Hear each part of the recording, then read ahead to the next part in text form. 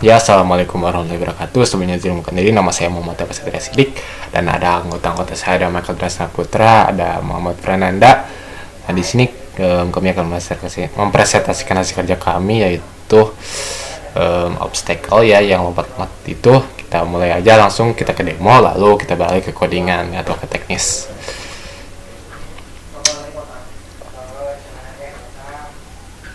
Nah, seperti ini demonya. Jadi kita berjalan gitu, kita bisa melompat, lalu kita terkena obstacle maka akan berhenti gitu ya. Di sini saya sendiri akan menjelaskan apa itu move left, jadi pergerakan ke kiri gitu, intinya maju atau ya gitunya. Di sini bisa dilihat sendiri ada kelas private gitu yang tidak bisa diakses sembarangan, jadi perlu izin khusus gitu. Ada player control script yang diambil dari player controller. Lalu ada di sini sudah disetting sendiri, ada speed dengan kecepatan 10, lalu ada left bound batas kiri sebanyak negatif 15. Lalu kita di sini memanggil player control script tersebut gitu, start mencari game object bernama player gitu, lalu didapatkan komponennya gitu. Bisa dilihat sendiri mungkin di sini tuh bertag player.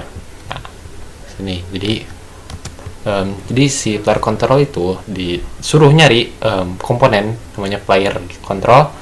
Sebelumnya dicari dulu tag player, baru dicari komponen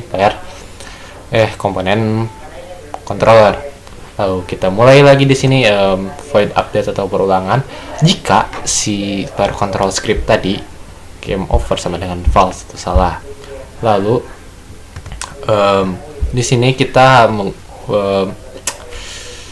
mengkodikan gerakan. Jadi vektor 3 itu ke left dikali waktu dikali kecepatan, yaitu 10. Nah, terakhir jika si posisinya X itu atau objek itu ada kurang dari negatif 15, maka akan terkena si obstacle gitu, lalu akan mendestroy game objeknya. Di sini saya akan menjelaskan tentang spawn manager. Spawn manager digunakan untuk mengeluarkan ulang. Di sini kita bisa lihat spawn manager mengeluarkan obstacle. Obstacle itu adalah sebuah pagar. Kita lihat dalam codingannya. Private player control script. Nah, di sini kita akan mengambil script dari player controller.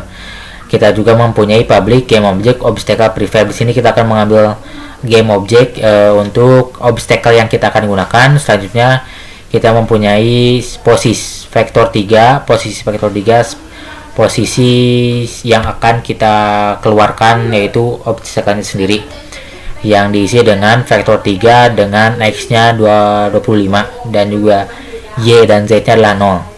Selanjutnya kita mempunyai delay pertama atau delay saat startnya adalah 2 dan juga repeat rate-nya juga sama dengan 2.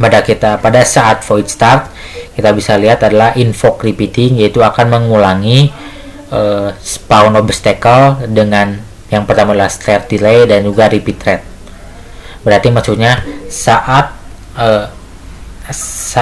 pada saat kita akan menggunakan spawn obstacle, pertama kita akan di start delay dulu secara 2 detik dan selanjutnya akan di delay secara 2 detik juga.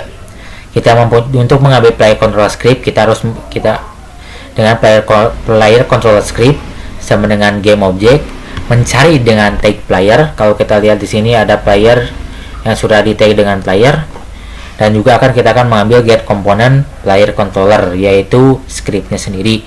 Selanjutnya kita mempunyai void spawn obstacle yang akan digunakan pada saat invoke repeating, dan jika pada dalam player control script game over sama dengan false, maka kita akan menginisiasi obstacle prefab dengan posisinya dan juga akan dirotasi dengan disamakan dengan obstacle-nya sendiri. Terima kasih. Baiklah, di sini saya akan menjelaskan tentang repeat background. Repeat background digunakan pada game object background yang digunakan jika background sudah melebihi batas, maka akan dikeluarkan kembali. Nah, di sini kita mempunyai vektor 3 start pose. Start pose ini digunakan untuk posisi awal background itu sendiri. Kita mempunyai repeat width. Repeat width itu digunakan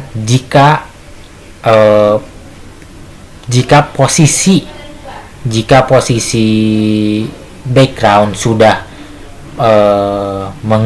ada di tengah dari posisi background itu sendiri, maka akan dipindahkan kembali ke awal. Nah, bisa kita lihat sini pada saat void start, pada saat awal-awal kita akan gunakan itu start pose itu akan dimasukkan transform posisi dirinya sendiri.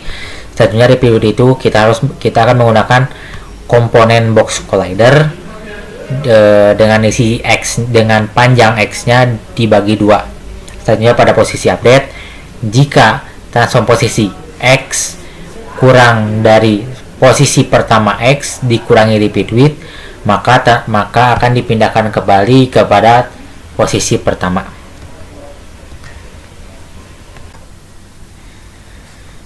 Baik, perkenalkan, nama saya Prananda. Di sini saya akan menjelaskan mengenai tugas pemrograman game praktikum pertemuan 7. Nah, di sini saya fokus ke player controller.cs. Di sini ada function private rigibody player RB. Fungsinya itu untuk mengambil rigibody di player agar ada gravitasi. Nah, itu fungsinya itu.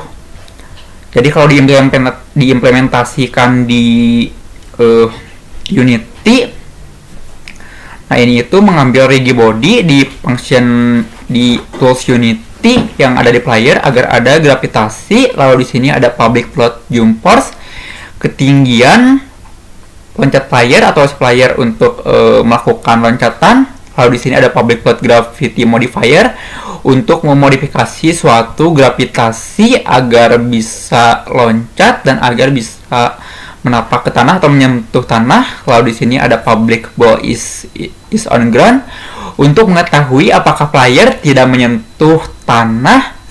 Lalu di sini ada public wall game over untuk mengetahui player apakah permainan berakhir atau belum.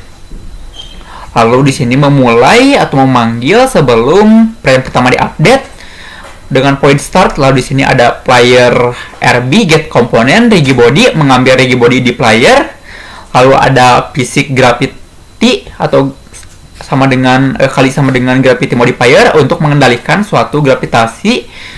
Misalnya itu untuk si player loncat lalu menyentuh tanah, dan nah itu dikendalikan dengan function tersebut seperti physics gravity modifier dan lain sebagainya. Lalu di sini ada update is scaled on per frame dengan voice update. Lalu di sini ada if input get key code space and is on ground jika player mengetik spasi. Nah, di sini function percabangan. Lalu di sini ada player RB add force, ada vektor 3 up kali jump force. Lalu di sini fungsinya itu untuk jika si player bisa meloncat ke atas dan diam ke bawah, konsepnya itu konsep gravitasi. Lalu sebentar, lalu di sini ada is on ground false, sesudah loncat maka si player tidak menyentuh tanah. Lalu di sini ada codingan free path paid on collision enter. Nah, di sini jika dua collider saling bertubrukan, nah ini dua collider atau objek saling bertubrukan. Di sini ada if collision game object convert tag ground, jika kolisi dari objek yang bertag ground, maka si player itu di sini is ground sama dengan true, maka player menginjak tanah. Nah, di sini else if collision game object convert tag sama dengan obstacle. Selain itu, jika kolisi dari objek yang bertag obstacle, di sini ada game over sama dengan true, permainan player maka akan berakhir. Baik, cukup sekian dari saya. Terima kasih.